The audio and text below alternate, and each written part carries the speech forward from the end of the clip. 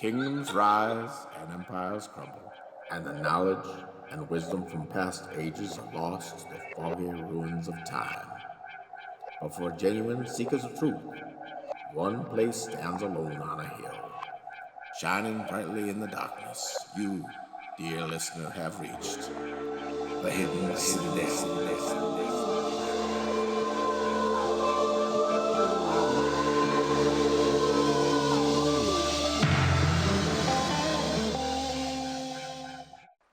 Hey, welcome Hey, to the Hidden Citadel. found us again. Well, today um, we are going to talk about some weird stuff And a weird uh, state. in a weird state, truly a weird state. Um, but we have a new T-shirt that we wanted to tell you about. That's right. So we have our a new cryptid for you, everybody. And if you're out and about, keep an eye out for this guy. He is the Yuffie, and we have adopted. And I can never remember the number, which proverb it 1127. is. 1127. Yes, if you look for good, you will be blessed. But if you look for evil, evil will find you. And we've got a new character called the Yuffie.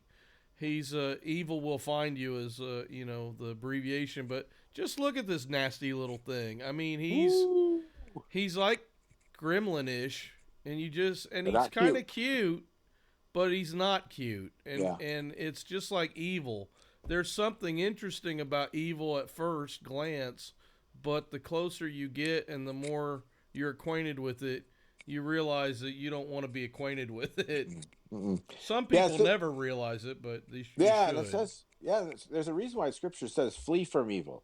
Yeah. Like put distance between you and evil. Why? Well, if you could handle it, then you can handle something. If you can handle something, you can be close to it. Like Yeah. if you're immune from a disease, then you can. If you're immune from chickenpox, then if someone has chickenpox, you don't have to worry. It's not going to bother you. But if you are subject and possibly vulnerable to something, Then you're going to get it. or a target to something, then Yep. the closer you are to it, the more it will have access to you. Exactly. And Yeah. that's what I'm learning more and more about life is we think sin is something that, well, everybody sins. It's just the way it is. But sin is really a doorway to evil having more and more interaction and causing havoc. And as Christians, we don't need to allow more havoc into our lives. No. Just being a Christian is enough to be attacked. But when you're sinning on top of it, you're opening up all sorts of doors that just say, shoot me, I'm a target. Yeah. It's so interesting because like there's a number of. It's funny. Like you said, it's something you just kind of mull over time. Like as much as we want, we get more peace from order. We get more Mm-hmm. peace from things that are aligned and make sense. What doesn't make any sense when you add like chaos to it. Like Yeah. there's a phrase that sin does not fit in, Yeah. and it's I remember it was like I had to preach it one time at the church, and I was explaining this that adding chaos to cosmos, adding chaos is well willfully doing it is like Mm-hmm. building a swimming pool for your family, and you're like, this is going to be great. I can't wait. I just have one more thing to add in the saltwater pool, and that's a shark. Yeah. So Right. every time that we swim, we have to worry about that. Well, why would you add the shark? Yeah. This is Why would you have a insane. pool? It's all set. Now you're going to put a shark in there? And Yeah. yeah, well, yeah, I don't know why, but I decided to put a shark in. So every time we swim, we could be Yep. harmed. It could be like, Yeah. so that's just like, that's almost the mentality that happens when you're going through an otherwise orderly existence where you're just trying like the first part of 1127, you're seeking what's good and finding favor. Yeah. Why would you put a shark in the pool? Yeah. You don't But want to we do do it. it. We do it all the time. It's like, Yes, well, because here's we're my pet screwed up alligator. humans. Yeah, Yeah, right. yeah, The dude that had the snake, the cobra in his house. It's just yeah. like it's not intelligent. Or It's the lady that had, remember the lady with the chimpanzee, and it Yes. just like ripped off her face. Like, Well, was it last year or the year before last? I read about a lady that had two pit bulls, and she was walking them down the street, and all of a sudden they turned on her and they killed her.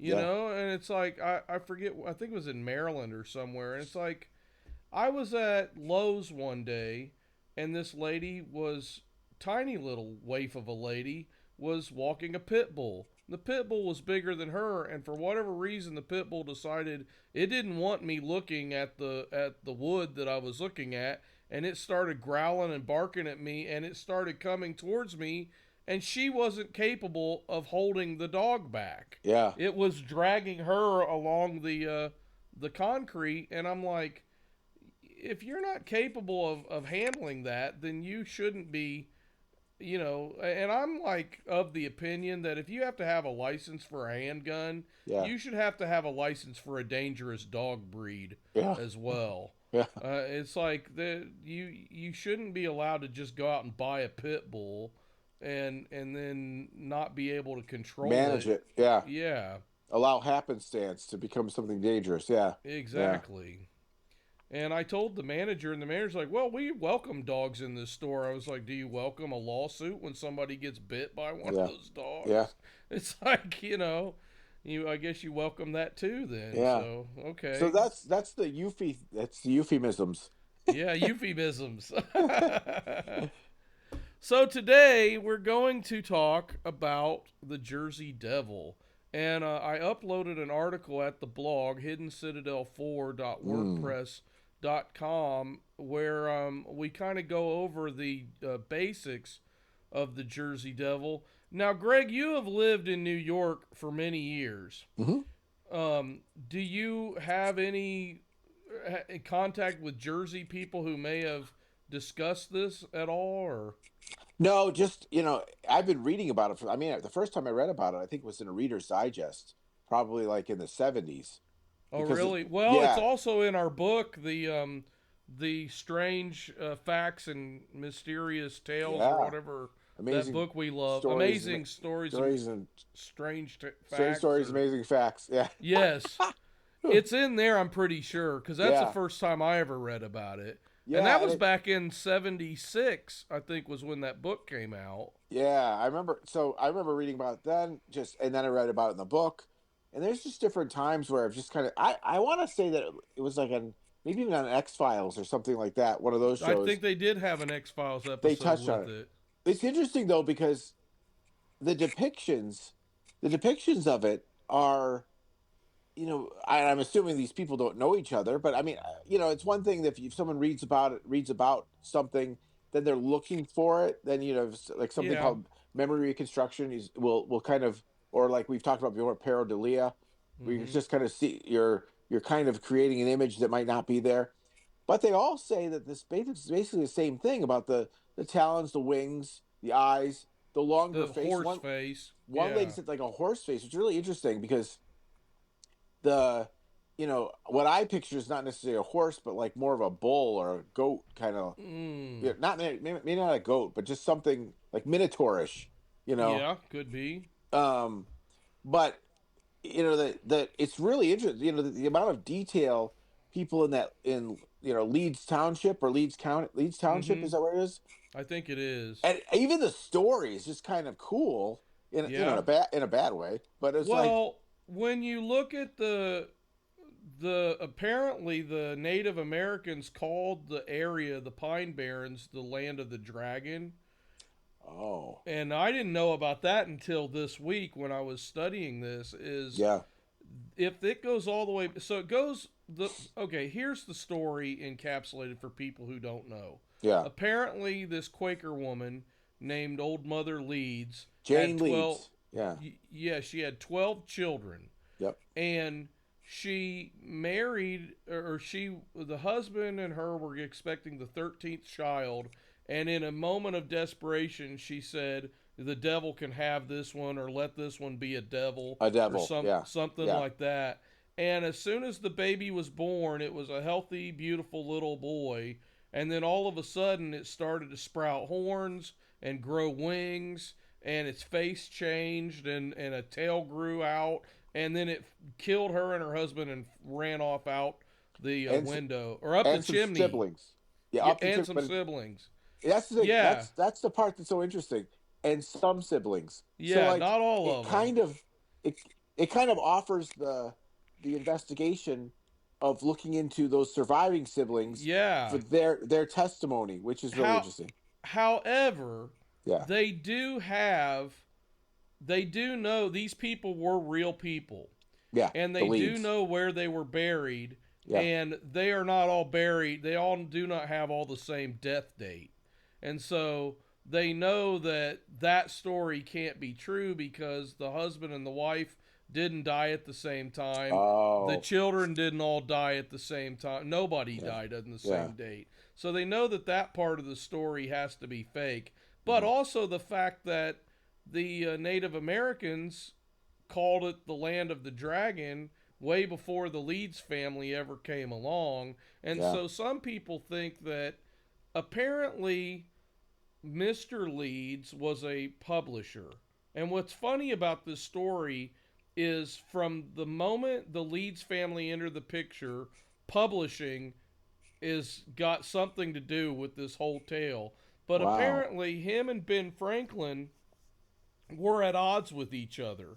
And because Leeds wanted to use astrological images in his almanac that he published, the Quaker church of the area said you shouldn't put astrological symbols because that might tip somebody to practice sorcery and Occultish. Yeah. astrology. Hmm. And he said, they're just pictures that I need something to put in my publication. And they had such a fight that they excommunicated him from the Quaker meeting. And Wow. so then he became an Anglican. And I wanted to say this. Okay, I watched a video with Simon Whistler talking about this. Do you know who he is? He's the Uh-uh. bald British guy with the beard, and he's as annoying as can be. And he's on YouTube, and he has like 50 different YouTube channels of all sorts of different things. He's a skeptic.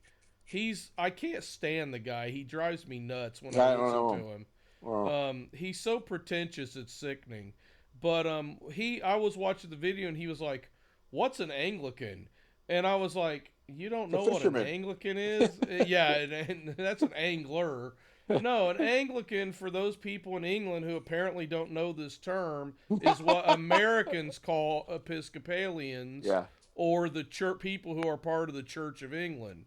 And he was like mixing the whole thing up in his video, and he didn't know what an Episcopalian was. He thought it was different from an Anglican, and he didn't know anything about it. And he was kind of poking fun of it, and I'm like, dude, probably everybody you know who is a church attender is what we would consider an Anglican, Yeah.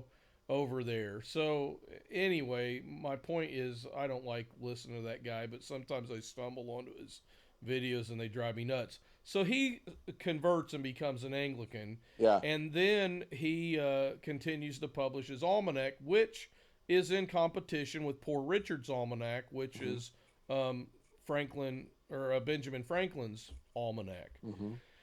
And so Benjamin Franklin, being the jokester that he was, decided to report on Leeds' death, and he printed a thing saying Leeds passed away.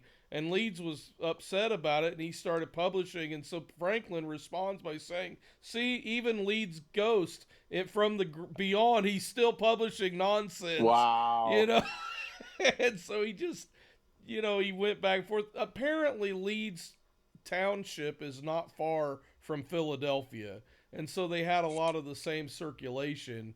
I'm not super familiar with that area. I've driven through it tons of times, but it's always just been a place that I was getting through to Yeah. get to New York or to get to Massachusetts. So We it's might like, need to take a visit to that place. probably should. Yeah. Maybe we should plan a trip and meet up there, and that would be pretty We fun. could do our own investigation and see We if could. well, the only thing is I don't think it's going to produce any leads. Yeah, So- right. I'm heading up that way probably in May sometime. Yeah. So I'm going to have to drive through there on the way up, so maybe I'll stop and see if I get eaten by a Jersey Devil I'll see if or I can. something. Yeah. I'll see. Or Wait a minute. maybe it'll eat Trevor instead. I don't know. One of the depictions, or one of the descriptions, there was a concern with it regenerating. I remember Yeah. somebody said something about it, That's interesting. that there's something like its talons or its arms, or it's like Could grow something could back. regenerate. Yeah, Well, that's the Nephilim, yeah, the idea of the Rephaim, or those who heal themselves. yeah, yeah. It's like that. Who knows when evil might be able to do such a thing?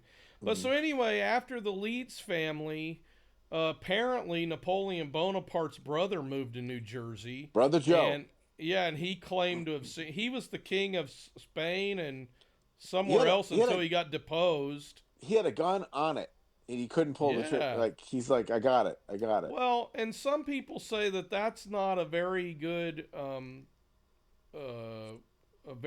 witness, because he didn't actually write about it himself. He told somebody, and then they wrote it down, and so they're Yeah. like, maybe that's not, accurate. But I'm like, if I'm writing my memoirs, I might, and I was a king of Spain, I might not want to write about something strange like that.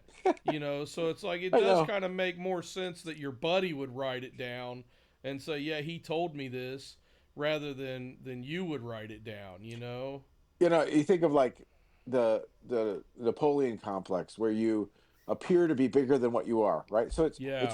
it's really an exaggeration of what actually is. So it's really kind of funny if the story was that he encountered this thing and like wet himself, and he's Yeah. like, I can't go with that. And that's Listen, he exactly goes why back somebody might not want to well, write about it. well, then he goes back to, and he has to talk about it. He's like, I encountered this thing. What'd you do? Well, I I had my pointed my gun gun on at him, it. but I couldn't pull the trigger. Yeah. Why? Because he's busy wetting himself. I don't know. It flew away. Oh, that's the other thing. It just all the accounts though are that it doesn't hurt anybody, Yeah, that's true. which is really interesting, because that almost kind of seems strangely angelic. Like, it doesn't Yeah. have an ability. It has ability to cause fear, Here's but the not thing. harm. It might not necessarily be evil. If it was like Yeah, if you were to encounter an angel the way that the Bible describes some of the angels, yeah. man, they are some scary creatures. And every single time, except for once that I can think of, well, maybe twice. The Lot thing. Well, there was but those people came from Abraham, and yeah, Abraham and Lot. Those angels didn't scare him, but the angel of the Lord was with them. Oh yeah, And so the angel of the Lord is Jesus pre-incarnate. yeah. So whenever the angel of the Lord shows up, people aren't afraid. Like who was it that they heard the marching through the trees? Was it Joshua? I thought it was David Or the David. balsam trees. Yeah. You hear the marching on top of the You trees. hear the marching atop the trees, and he was encountered the commander of heaven's armies. Well, that's the angel of the Lord. Yeah. People weren't afraid. Gideon, when he met the angel of the Lord, he wasn't afraid. Jacob. But every other angel that people encountered, now I got the hiccups. Every other angel that people encountered scared the daylights out of them. Like, look at Daniel. First thing it said was, "Fear not." You're not, be strong. Yeah, Mary. he fell on his face. Even Mary, gentle, meek, and mild Mary, Yeah. first thing the angel says is, "Fear not."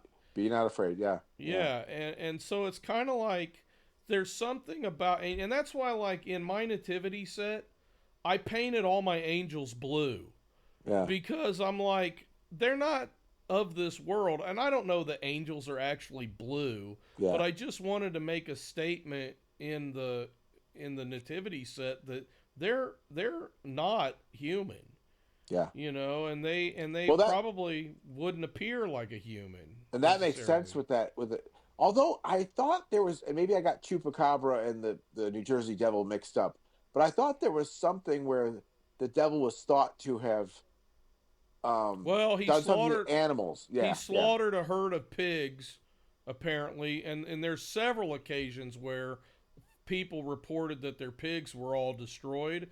Yeah. And that what was weird about it is when the pigs' bodies were examined, they had a puncture in the back of the head and the Yes. brain was missing. Yeah. And okay, so I was watching season 5, I think it was, of Skinwalker Ranch. Uh-huh. And they discovered a bird that was dead on the property, and it had a puncture in the back of its head and the brain was missing. Wow. And they found cows that had all sorts of things. I'm telling you, you have got to track down the Skinwalker Ranch show and watch it. It's so much weirdness that happens on that show, and the fact that we could all talk like Travis Taylor if we wanted to, because I played that for Trevor. She hates anything to do with aliens, but she was cracking up at that show just because of how Travis Taylor talks. I love, you have an accent like that, you got to be Travis. Yeah, right. Travis. That's just. Wait a minute. It's so interesting that they go after pigs, because then you go to the Sea of Galilee. Oh wait, no, is it Sea of Galilee? Yeah, and the Legion. Then you're there, and the Legion.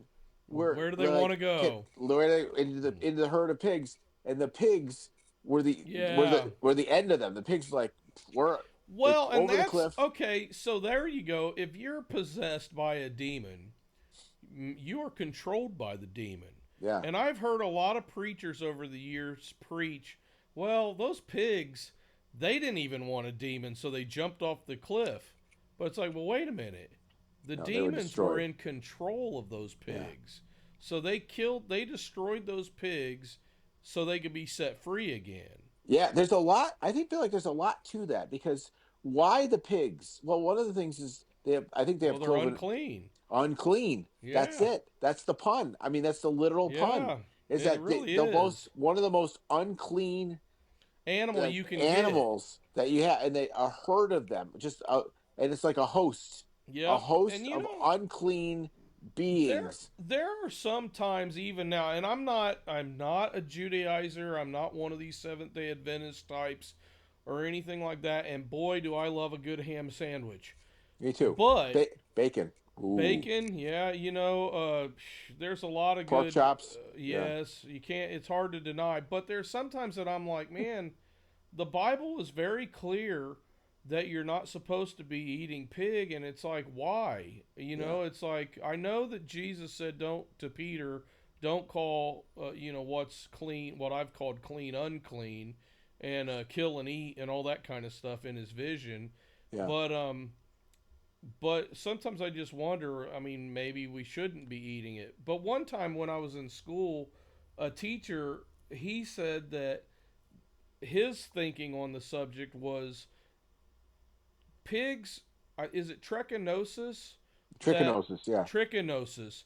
That pigs are prone to get that, I guess it's some sort of a bacteria or a parasite. Yeah. Okay. And nowadays we can cook that out and it will die. But back then, if God was concerned with bringing the Messiah into the world, he knew that there's a chance they could eat that and everybody could get sick and die. Yeah. And so he's protecting his people by saying, don't eat that. The other thing is, I want to talk for just a second about that video you sent me of the guy and the lady that were talking about light, and the... oh, yeah. And how they had a little patch that they made that gets certain vitamins and copper in that has... And he kind of lost me when he started talking about crystals in the patch, because I was like, I think that sounds a little new agey. But one thing that was really interesting is he talked about, and I know everybody else isn't going to, I don't even know what the video was or who the guy was, but he's some doctor that worked with the Navy SEALs or something. But the thing that really got me was when he was describing how he looked up the genetic code sequence for a lobster, and a lobster is a creature that apparently does not have an aging process. Yeah. So a lobster, as long as it's left alone, will just keep growing and keep living. as long as until something comes along and destroys it. Yeah. And there's a few other creatures that are like that, or I guess they're creatures that he talked about too. But when he looked up the sequence, the number sequence, and then he looked it up in Hebrew and converted it to numbers, it was the first chapter of Genesis is the exact same number sequence as a lobster has for its genetic for its immortality. code. Yeah. And I'm like, that's crazy. Yeah. It's like, that was pretty interesting. And then the idea of light being something that's a healing factor is pretty interesting too. And it's like, well, light, a lot of times, if you just put something out in the sun, it'll purify it. Yeah. And it's Vitamin like, well, D. Yep. Yeah, if there was some way of getting, that into you, I could see how that could be a healing factor. I don't know enough about his studies but so he's actually has some patents, and so like he's the real deal. But he's a believer, and he bases it on. It's not like it's really that he was looking into something and started researching it, and then found the gematria numbers. And then was like, wait a minute, there's something here. But he was already using it as a healing. I gotta tell you, I tried it. Yeah. A friend of mine she had this hip pain. Something was wrong with her hip, and she put it on her hip, and after just about a week, the pain was gone. Really? She didn't have to use it. I was like, yeah, but you have to keep using them. She says, no, it's gone. It healed it. My left knee has just recently this feeling like at one point I could barely walk on it. Wow. And she said, here, try this. Now I was like, all right, I've done these things before. And so she put this here and this here. And she goes, and if it doesn't work, just keep moving it like a clock. So go from like 3 o'clock to 6 to 9 to 12, that kind of thing. Really? And so I put it at like 6 o'clock. And I was sitting there. I was like, I don't feel any pain in my knee.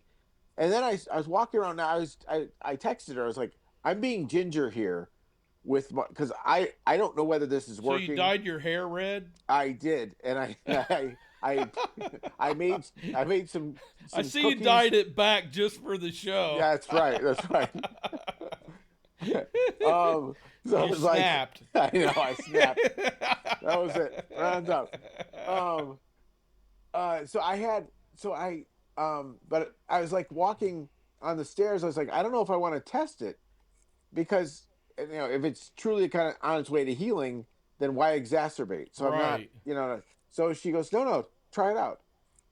So for the rest of the day, I like put weight on it. I was pushing off. No problem at anything. Now I threw about my back... 8 o'clock. Well, about 8 o'clock at night, like later on, I started feeling it again. Okay. But it didn't go back to hurting until I took it off. Really? Yeah, and then it went the next day. It wasn't hurting at the level it was. It was about, it was basically like I could walk on it fine. But it seemed to, if I'm going to say it did anything, it took where I was at the worst pain and brought that down to like very manageable, kind of like annoying. Well, and then I imagine if you kept it on for a few days. Well, you're only supposed to keep it on for, I think, 12 hours. 12 hours and off, and then 12 hours, something like that. Oh, okay. Yeah, it's not supposed to be. Did you put it back on 12 hours later? No, they're expensive, and she gave them to really? me. She goes, here, just try it, see what happens. And I was like, it worked. So I didn't want to. I'll get my own. A friend of mine is trying it. His wife has pretty severe autoimmune diseases. Yeah. And she just sometimes can't even leave the house. He's trying it with her, so we'll see what happens. Well, let me know where to get it, because I threw my back out, and it's been like 2 weeks now of just utter pain. Well, and it's like if you go through Amazon, it's expensive. You go through my friend, it's Susie. A little cheaper. Yeah. It's a lot cheaper. Yeah. Oh, okay. Yeah. So I'll send you a contact number. Yeah. That'd be cool. Yeah. Does she know the guy or something? She found it on something, and she's been just using it for everything. But the hip thing for her was the Hey, clincher bud. because that she goes, I was in so much pain, and once I used it, it was It done, gone. fixed it. Yeah, That's amazing. yeah. Well, I don't know how it works, but I am pretty impressed if people are saying that it really does something, even if it just shuts the pain off while you're sleeping or Or something would be triggers healing to yeah it instead of going into atrophy, you're yeah. going or entropy. You're going into the energy is the opposite of Well, entropy at this point because one energy thing is go ahead. one thing I've learned is in fasting on the third day of a fast. Your body releases as much human growth hormone as on the day you were born. Wow. And so, a lot of times, if there's something that you've got wrong, your body, by the time you fasted for 3 to 5 days, will really start to repair a lot of stuff. And on the first 2 days of a fast, the very first thing that your body does is it goes through and digests anything that it doesn't need. So like if you have skin tags, like I have skin tags sometimes under my arms, Yeah. after I fasted for a couple days, they're totally gone. Wow. And like cancer cells, they say get eaten up in the first couple days of a fast. And it sounds to me like what's happening is he's found a way to trigger the same kind of reaction, but without the need to fast for 3 or 4 days. Yeah. Yeah. But you were somehow relating this to the trichinosis and the pigs. Yes, and basically what I was saying is the pig reminded me of the lobster because the lobster is also Oh, an animal that you're yeah. not supposed to eat. Oh, it's And true. it's like, but maybe the lobster is there. God didn't want us to eat it, not because it was a defilement as much Yeah. as it was a representative of what we lost in the fall. It's interesting because when you first brought up, I joked when you brought up the lobster, I was like for immortality, but it's not immortality.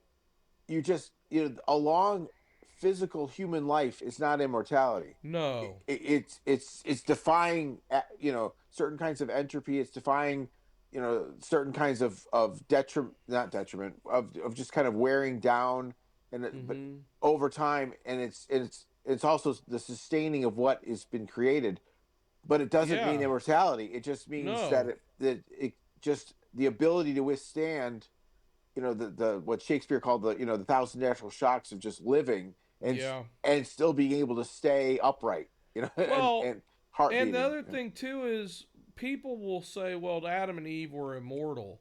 Maybe they weren't immortal when in the garden. Maybe they just had no aging factor. Yeah, yeah, And that's where the tree of life comes from. Is yeah, maybe that would have made them immortal yeah, if they had eaten off of it, or yeah. perhaps the tree of life is what caused them to live long. I like to think about it kind of like the Indiana Jones movie. Everybody hated the fourth movie when he got blown up in the nuclear explosion and he was in the refrigerator.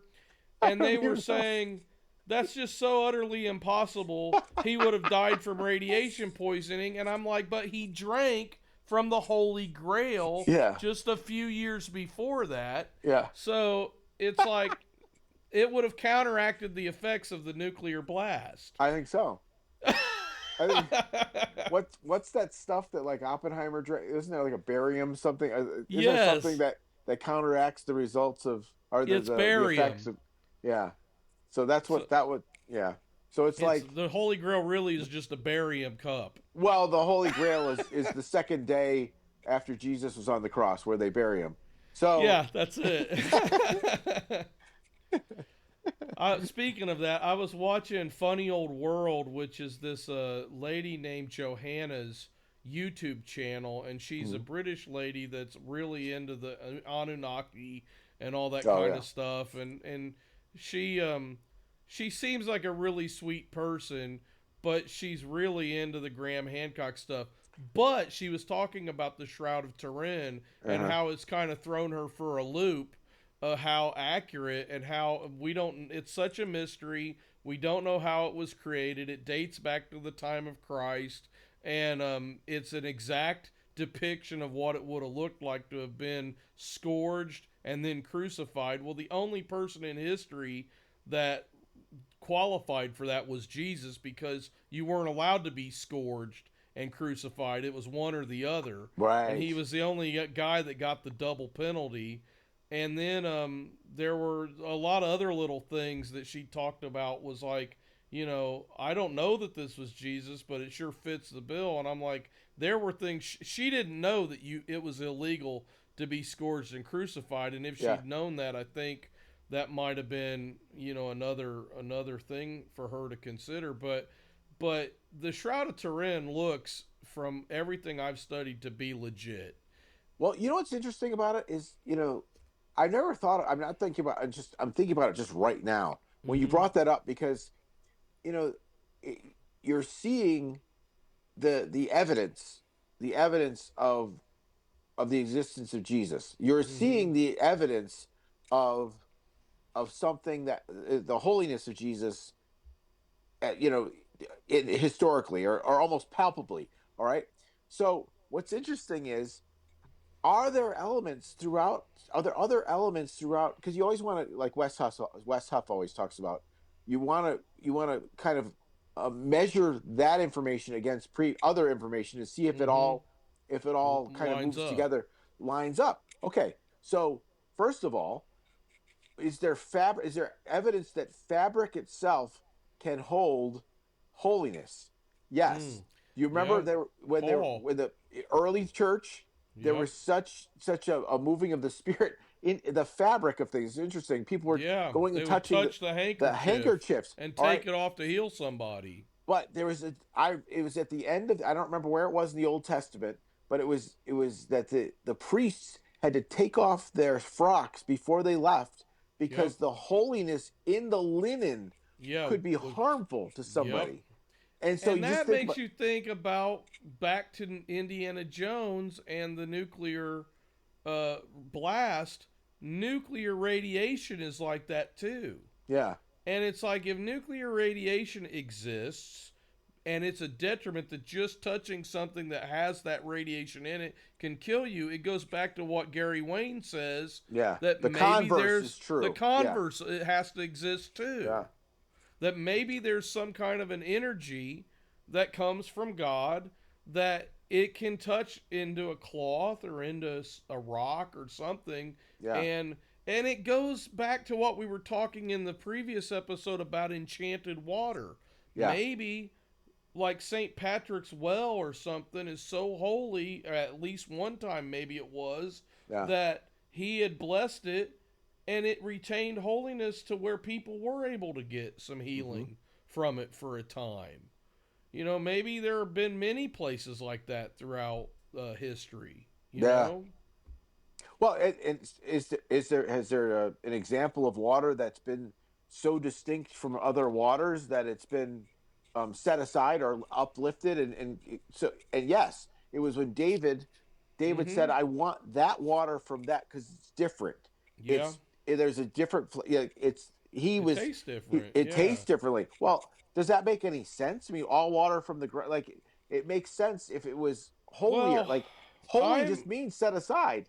So the one thing I do separate. know about that is, I grew up in a well drilling family, Uh-huh. and so we there's a lot of different minerals in a well that can change the flavor of a water, Mm-hmm. or of the water. And if that's what David grew up with, I just naturally assumed, well, he liked it. Like, we had a spring in our park that people would come by and fill up bottles of water, and it had a lot of iron in the Yeah. water, and people would talk about, this is the best water that there is. And when you drink it, you can taste the iron in the water. And I Mm. guess people that had like deficiencies really liked it a lot. Mm-hmm. And so, I mean, I can kind of see that could be the thing. But like what you're saying is, that well is not too far from the wall. Like, I think it was maybe a mile or something from the pool of Bethesda, Yeah. where the angel would come and stir the water, and it's like, there may be something to what you're saying about the Yeah. holiness. Yeah. And maybe it was a spring that fed both areas. Well, and as are there like the West Huff test?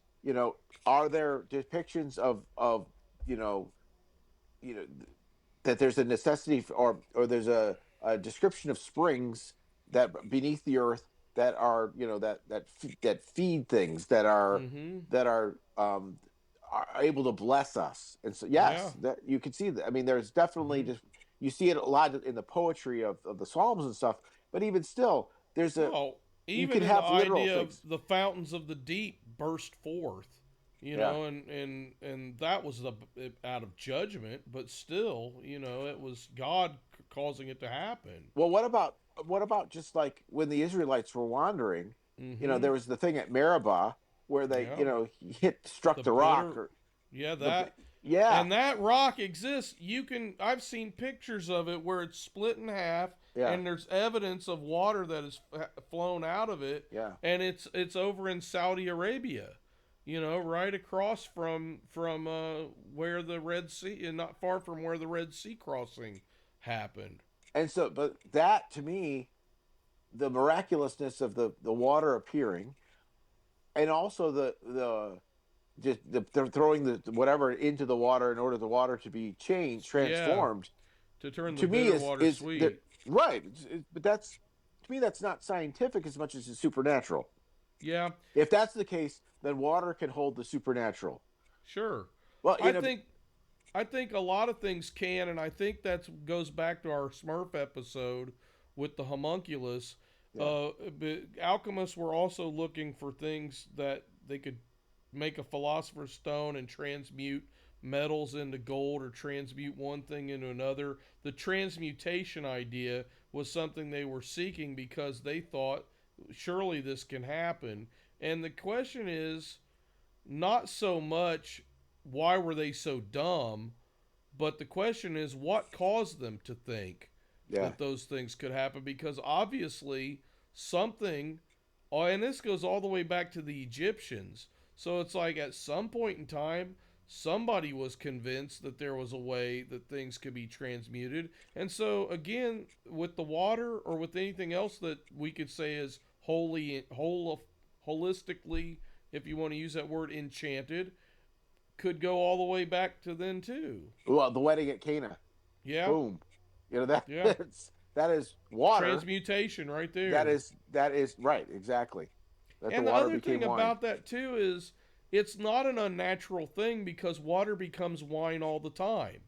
You squish the water out of grapes Yeah, because the water has been sucked up through the ground and brought into a grape, and yeah, you're squeezing it and releasing it. You let it ferment and yeah. it becomes wine. It's almost like Jesus just sped the process up. It's a Wow. back to our whole time thing, that we're like miracles in time and Yeah, yeah, enchantment in time and all that kind of stuff. It goes yeah. hand in hand. That's really cool.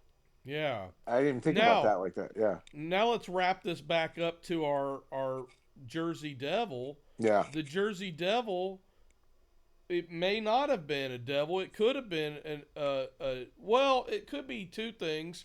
If it was some sort of an angelic creature, I don't know why it would be attacking the pigs. But if it was a normal animal, like a bat, like some sort of deformed bat or yeah, something, then maybe that would explain why it's going after pigs. yeah. And some person I was researching said that they're they theorized that it could be a bat population that somehow got into some sort of uh, I think it was a mushroom spore or something that could cause a deformity. And so they were saying that perhaps maybe it was a whole pot. It's not just a Jersey Devil, but Yeah. it's a collection of Jersey Devils that are actually like a deformed bat or Well, something. Andre the Giant was said to have like agromegalia, which Uh is like, huh. which is it's a growth disorder that he becomes oversized, Yeah. and just most of his body just becomes hyper. it just the growth goes out of control essentially. Yeah. And so, if a spore could trigger that and something, but even still, this the way they just depict it, like bats don't land on their hooves. They Actually, don't have hooves. they don't on their hooves, yeah, but they don't land. They don't walk upright or land like that. And Yeah. the one lady, I forgot her name, is like Shirley, or I don't know what her name was, but she's really interesting because she seemed really genuine. Um, Yeah. she was talking about the way it was standing, almost as like a goat, and Yeah. the hind legs were kind of bent backwards, Yep. Well, and and the one lady that had the tracks on her roof, yeah, and they were cloven tracks. And of course, the expert was like, well, you just don't know how things look when it melts. And it's like, yeah, come on. You can tell that that's not bird tracks. It's yeah, definitely not an owl yeah, hopping around on the roof. It wouldn't leave. That is just totally like deer tracks on there. And I mean, I grew up around a lot of deer. And the first thing I did when I looked at that, I was like, those look like deer tracks. But yeah, it's up on her roof. It's like, yeah. how on earth did they get up there?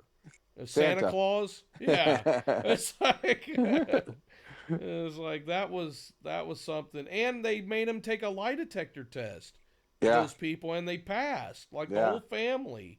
And it's like you would think that kid looked as suspicious as could be. yeah. I know. But he passed the lie detector test along with everybody else, and I'm like, I don't know. That's to me, that's saying something, and they're willing to go on TV and be like, listen. Now we do have to talk about the 1906 hoax. Yeah, So in 1906, a newspaper man started he was like the leads guy. He wanted to get people to buy his paper, yeah, and so he started a hoax that ended up being a craze, and a lot of people kind of were susceptible to the suggestibility of maybe they all panicked and were afraid and wouldn't go out out of their house and things like that. So there has been in the story of the Jersey Devil several spots along the tail where it seems like there could be room for a hoax. yes, But the Jersey Devil and I think it's the Michigan Dog Man both have more credible sightings yeah, from credible sources like police officers, hmm, game wardens, a rabbi, a minister, hmm, uh, teachers, all public officials, all sorts of people have claimed to have seen the Jersey Devil and the Dog Man. Whereas, if it was just totally a hoax, yeah, how do you get that many credible sources to say, oh, yeah, I saw it? And it goes back to our Mothman episode. We talked about how a lot of these people, especially in the early days, they grow up and they live around the elements. They're used to being in nature. yeah, It's not like nowadays. Like I was telling my wife the other day, I said, there's something about being connected to the land yep, that brings peace. yep, Our job is to till our own little part of ground and to take care of it because we're imitating our father Adam yeah, when we do that. And that yep, was God's charge to him was be fruitful and multiply and take care of this land. yep, And so whenever we're out there minding our own business, taking care of our little garden or hanging out watching the birds or the squirrels or whatever, we get peace. It's the natural yeah, result of that. Okay, why is that? Because that's what we were created to do. yeah, yeah, And that's why we have peace at it. We get that dopamine release or hmm, whatever because that's the way we were designed. yep, Okay, we have gotten so far away from that in modern times that number one, we don't even realize that that's the cure for yep, most of our anxiety and problems. hmm, Number two, we've lost the mystery of what's actually out there. And so like when I'm hearing a story that was told by somebody who was connected to the land, Yeah. and they say, well, I saw a leprechaun, or I saw a fairy, or I saw the Jersey Devil, or I saw whatever, Yeah. my first inclination used to be skeptical and be like, yeah, right. But the more I study it and the more I learn about what it's like to actually live close to the land, the more inclined I am to think, maybe there's something to that. Be- Well, no, go ahead. well, I was just going to say, I remember talking with you, and I don't remember what podcast we had, but it was about the blue areas of the world. And the Yeah. the blue areas are where there's these groups of people who are living to over Called 100. Democrats. Yeah. Avoid them at all but why costs. why are they living to over 100? But it's where these areas, these clusters of areas where they're saying all these people are all living to over 100. They're not, their bodies are not breaking down. Yep. They're not, when they're 100, they're not like feeble, and they're Mm-hmm. still just, they just show them Just they're out going along. dancing. But it's not one criteria, except for there's it seems that they all have to have some sort of belief system. They have to handle life in moderation, Mm-hmm. but there's a definite, you need to be connected to the earth. Yeah. They all have A this gardening. garden. They Yep. garden. They grow grapes. They make their own wine. They drink Yep. their own wine from the, like, From the it's earth that they from the came earth. from. Yeah. And it's a combination of everything in the, I think it's not just one aspect of that. It's I a think it's, combo. yeah, like as they're working, their body is getting exercise. As they're they're getting, Mm-hmm. as they're working, as they're And lifting up, they're in a place where there's a little more sun and they're a getting lot sun. of Yeah. times than So other places. that as I think what's happening, and they have purpose, and not only they have the purpose, but they have the, kind of the awestrucking reverence that Mm-hmm. they're planting something and growing something, that the earth is going to respond to them. Yeah. And that It's that true. humility that you have there, of anticipating what the creation can do, is Yep. just like you said, it's Adamic. It's Yeah. very much how, why we were created, how we're created, that we are supposed to be stewards of the Yeah. earth, and in stewards of the earth we're supposed to be blessed by it. I can't remember where it was. There's actually a scripture that has to do with, you could derive truth from creation. Mm-hmm. So at creation is not just a static thing you live on. It's actively encouraging and benefiting our lives. Well, that goes back to our vampire episode where we were talking about the herbs. And Yeah. it's like, how on earth did they come up with the idea that garlic would repel a vampire? Yeah. And when you connect the idea that a vampire might be a victim of some sort of a plague, Yeah. and then garlic has, it's a antibiotic, Yep. and it's like, okay, well, wait a minute here. Now we're seeing that.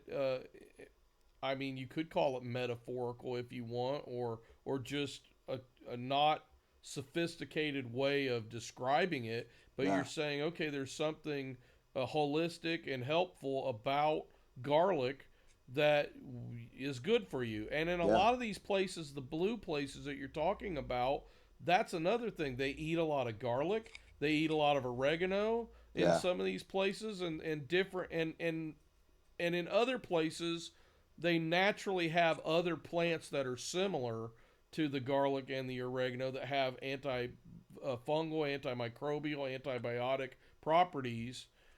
You know. That's really interesting. So that, and I think that begs, okay, if there was just one thing, then we, as, it's almost like, what was it? The Nahushtan. What's the thing?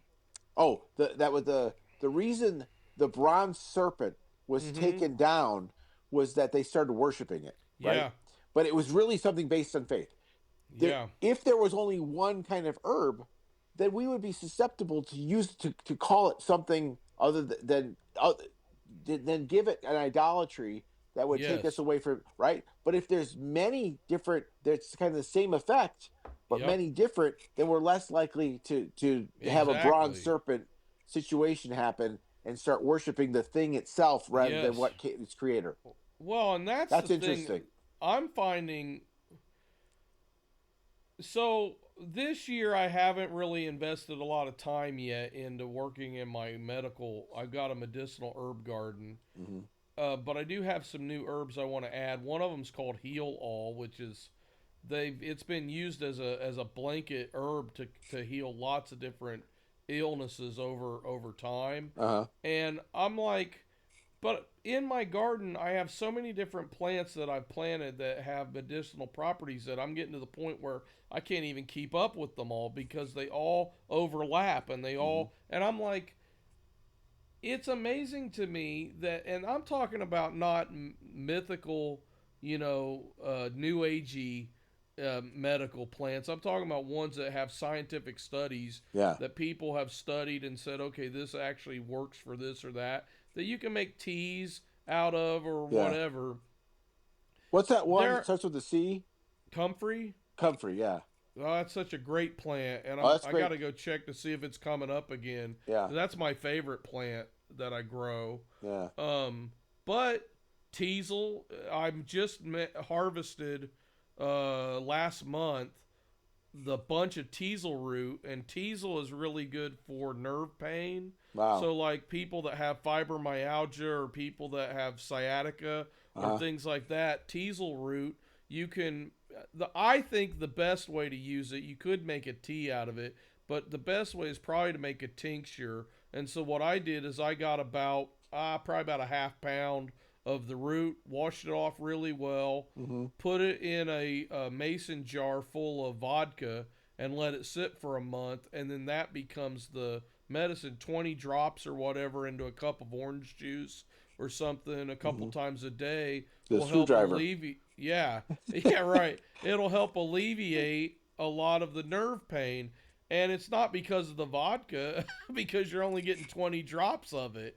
You know, it's the actual teasel, and teasel's very potent like that. So, but the point is, you've got plants that help nerve pain. Yep. You've got plants that help stomach problems. Plants that mullein is another one right now. I'm glad I saved some because the pollen is really high. Yeah. And everybody's getting sinus stuff. Well, the interesting thing about mullein, and cayenne also has this property, is when you use it, your mucus becomes really watery. Yeah. And so it just drains out rather than getting stuck Yeah. up in your head. And so like mullein tea or cayenne pepper capsules is really good. You take a handful of those, and within an hour, all of a sudden, everything's just loosening up, and you can breathe again.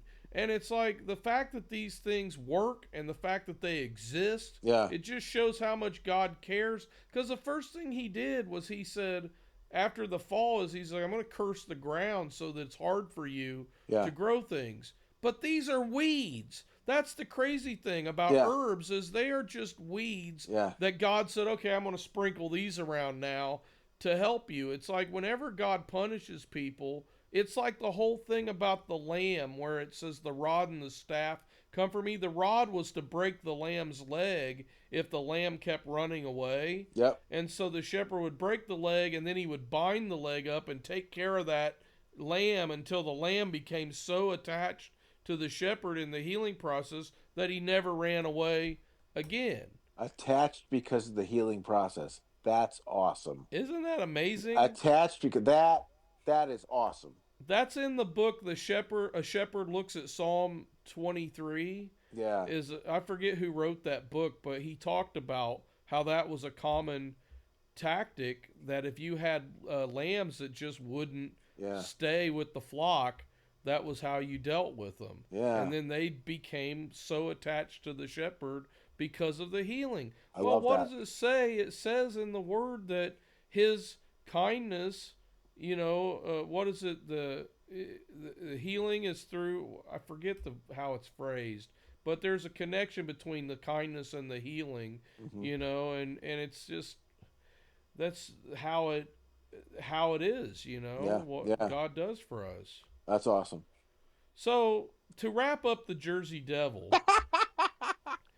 we're not sure what it is. It could be bad, or it could be good, or I'm not inclined to believe that it's completely and utterly a myth. It could be old work. It could be Newark. Yeah, could be Hoboken. Hoboken. Hocus. Hocus. uh, yeah, I'm glad you got that reference. There are young people out there that have no idea. Go look it up, people. Yeah. Yeah. So anyway, the thing about Hoboken is you can smell it long before you get to it. Yeah, but they got good food. Great They crab do? stuff. Oh, yeah. I've never eaten there because I just drive by and I'm like, oh, I got to get out of this place. It's like the crab and oh man, it's so good. I'll have to try that next time. Yeah. But anyway, I guess we haven't done our JHS pitch, but I have been thinking about a modification to my old pitch. Okay. So you know how I talked about the delay pedal with the expression thing? Mm-hmm. I really like JoJo's, not the atmosphere, but hang on, I've got it down here. What's it called? The Aquarius delay pedal. Yeah. And the Aquarius has so many cool settings on it. And I thought what they could do, instead of having a 3-way switch that changes between the 3 different buttons, they could actually have the one pedal is what turns the delay on and off, but they could have another stomp pedal built in next to it that changes between the 3 buttons whenever you plug in the expression. So that way you're clicking it, and you could click either one of them with your foot, so that way you don't have to bend down and flip the switch. And if they use the Aquarius, it's got 8 different settings that you could mess around with. Oh, wow. And so if they do, and it has a looper built into it. So it's like, I think that would be an awesome pedal if Josh could invent something like that. So I think he should make the Jersey Devil. And here's what it should have. Okay. First of all, the what you click on should look like a cloven hoof. Okay? One on each side. That's the first part. Second is it's got 2 red lights on it, like the eyes. There you go. The third thing is that sound, that reverb sound, that shimmer, or the thing. It's gonna almost but it's gonna sound like wings flapping. Oh yeah. Which is it's totally a Josh Scott thing to put on there. And then the fourth thing is to have almost an aspect that's a really strange horse sound distortion. Like the well, they talk about the thing that people said that a lot of times they don't actually see it, but they hear the screeching. Yeah. Of the Jersey Devil. Go. So it's got a tube screamer. It's got 2 lights. It's got the sound of the whooshing of wings, which would be like a flanger or a phaser, and then it's got to have the cloven hooves. That'd be sick. So like a flange tube screamer. Yeah. That would be awesome. That'd be sick. That's a Jersey Devil. With the 2 red lights. Yeah, you gotta have those eyes. 2 red lights. Yeah. Yes. I like that idea. So Josh, if you're listening, that's another pitch for you. Yeah. And dude. And it could be a wah, because you have a Mawa pedal. There you go. Well, it could be another one. Okay, Mawa is a part of New Jersey. Is a part of Jersey. Okay, here's what it is. The Hidden Citadel line of pedals, all should have where you can plug in an expression pedal into it. Yes. That changes some of the parameters. Correct. So that could be, when he makes the Hidden Citadel line, they all should have some sort of a capability of either being used singly or with the expression pedal added into it. Absolutely. I love that. That wins. Yes. Well, all right. Next week we'll make the Eufy. It'll be a little the evil Eufy pedal. A little evil pedal. That ruins everything you play. It makes everything sharp or flat. Like, no. Yes. It won't stay in tune. And it's going back and forth. So like whenever it's a reverse tuner. That'd be really funny. That would be pretty cool. Well, it could be a modulated. Yeah, right. A salmon is a reverse tuner. It could be a modulation pedal that it is a detune pedal. Yeah. But it has an auto wah feature that instead of doing a wah, it changes the tune sharp or flat periodically randomly. That's cool. That's the Eufy. Or makes everything into a tritone. Oh, Like, dude, it's that would be interesting. right. You take whatever note you have, makes a tritone And it around adds it. that tritone around That it. I would Ugh. sick. That's That Yuffie. that should have like a button for that. Like Yeah, you could tritone. dial it in, and then it brings more of that into it. I Kind of hope like those I hope Daglin's listening to delays. this. Daglin, if you're listening to this, you make this pedal. Yeah, right.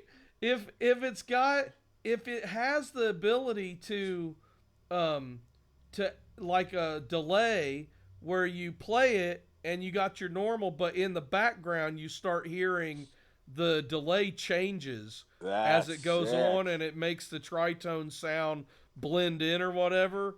That would be pretty cool. You know what's interesting? All right, since we're building on this, in So that psychology, Yuffie pedal's just getting bigger and Yuffie bigger, pedals, here's and that's how evil works. that is. It found us. Yeah. So, we're not coming up with anything. This is finding us. Yeah. So in psychology, social psychology, with cognitive dissonance theory, means that when you have two prominent things that are fighting against each other, it's not the end point. What we do with that is either try to push down something or push up ourselves or push down the element that's against one of. So one of them becomes prominent. What would be cool would be a cognitive dissonance pedal where you click on, and initially it's dissonant, but then it writes itself. Oh, dude, that would be cool. I know, and that could be. Like, That could also, you could have that with a switch too, to where it could be actually happening when you play it, or it could be delayed. Yeah. So that way you could be playing and it sounds out, but the back echo suddenly comes back in, and it makes it's harmonic. Yeah. All of a sudden, the harmony comes in and evens it. Yeah. Dude, that would be cool. Let's go. Yeah, I love that. That's right. All right, so people, if you love us, go buy our book. Yes. The Encyclopedia of Weird Crap. Volume 2 is going to be out this year, and it's going to have a blue cover. So, I look forward to seeing that one. Yep. And then also, you can go buy our Yuffie t-shirt, which just came out at redbubble.com. And all you got to do is type in the Hidden Citadel, or you can probably type in Yuffie, and you can find that one as well. And then if you are needing to read, if Thursday isn't enough for you and you need more Hidden Citadel, you can always visit the hiddencitadel4.wordpress.com, and you can go and read some of the articles. The Jersey Devil article is up. By the time this video comes out, you will be able to read it. And there's a lot more information that we didn't even get to talk about in this episode. That's true. So you should be able to enjoy that. Is there anything else we forgot, Greg, that they need to know about? I don't think so. I think we have more books on the way. We both have books that are available on Amazon. Yep. T.O.B. Parable of the Talons. The Mandolin Dead Man's Tuning series. So music, cool. Lyrics and music. Yeah. Oh, yeah. Hard Rain. Hard Rain is out there if you want to know about the end times and why I don't believe in a pre-trib rapture.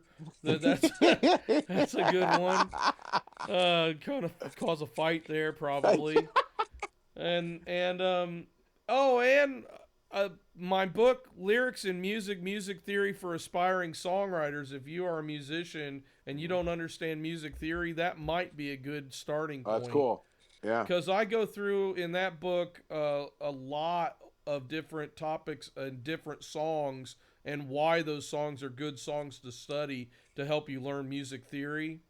And so I'm pretty happy with that one. I'm actually thinking about doing a second edition because there's a lot of information that I'm like, man, I should have put that in there. Yeah. So I'm thinking about this year working on a second edition of that book. And for those of you think just Willy has gone into extensive study of like Brian Wilson's songcraft, and he's replicated it.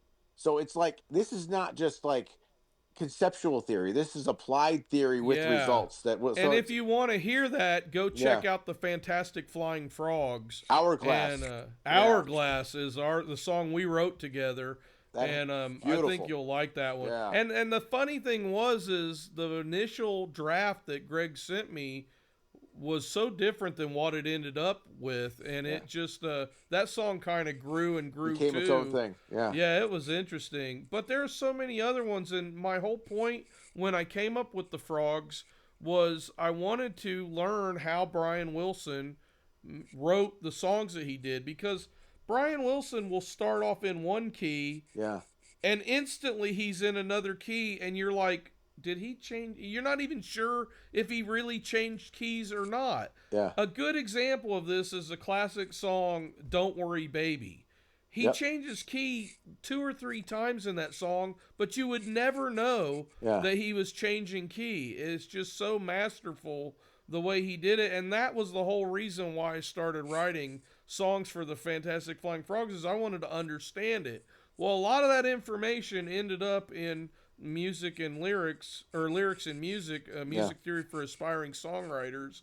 And if that's your thing and you're into it, maybe it might help you kind of do that. But we also have parafables that are going to be coming out soon too. Yeah, and you're gonna love those. They're mostly written now, right, Greg? Yeah. And it's just we got to get the pictures for them and get them formatted, figure out what format we're going to use. Exactly. These are so much fun. These are things that you can give to people, adults as gifts, even kids, but they're kind of like really storage of encouragement, but they're thought-provoking, and they have a little motivational element to them. And my hope is that maybe people will buy them and leave them around at like coffee shops and stuff, and people will be like, because it's the kind of thing that somebody can read it. Maybe they're not even a Christian, but it's just the kind of thing that might pick them up and just sort of gently point them in the direction that they should be going, And hopefully it'll make a good impact in the world around you. So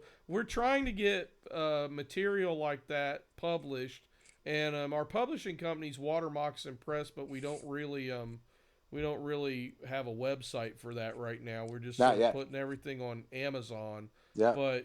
And the other thing, too, is I would like to make a last call. If anybody is like a marketing computer person that's really good and wants to help us join our team. Yes, we are not masters at that.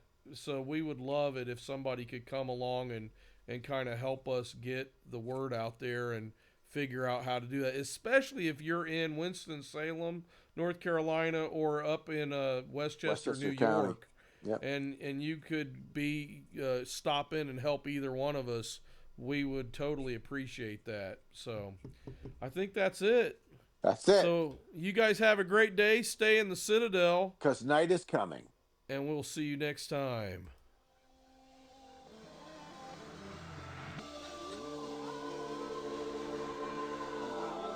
The watchman replies, morning is coming, but night will soon return.